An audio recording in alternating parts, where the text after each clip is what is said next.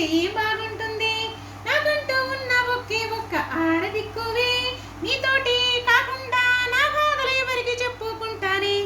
గోదావరి గట్టు మీద రామసలికని ఈ పెట్టి గింజుకున్న నీకు దొరకనే.